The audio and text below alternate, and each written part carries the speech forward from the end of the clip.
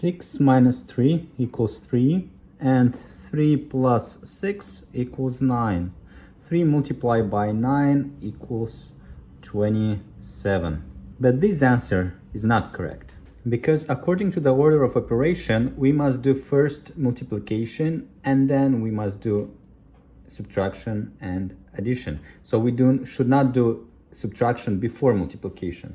To solve it easier, you can visualize brackets around the multiplication. This will indicate that first you need to do what's inside the parentheses and then you go doing the addition and multiplication.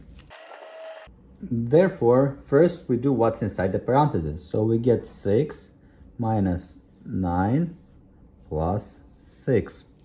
6 minus 9 minus 3 plus 6 is 3.